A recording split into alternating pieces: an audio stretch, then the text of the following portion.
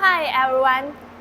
We know that the ProWave is very intelligent because of the memory function. It can store many jobs to make our welding work more convenient. And this video will tell you how to create and select the job. We need the user card to open the memory function. Swipe the card here.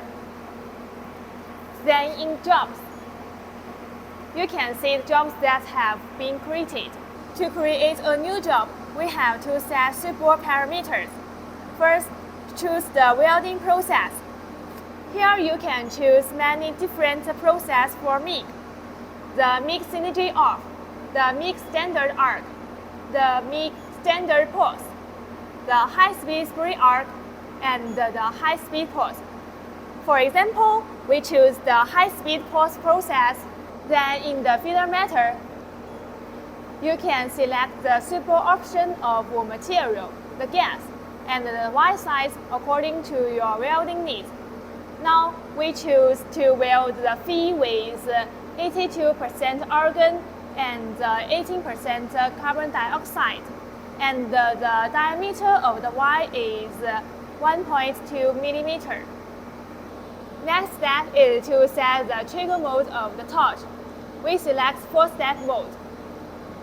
Then you can select the double pulse off or double pulse on. If you want to have more control on your welding program, you can set parameters in the parameter. You can set the gas setup time. For example, you can set the pre-gas time up to 10 seconds.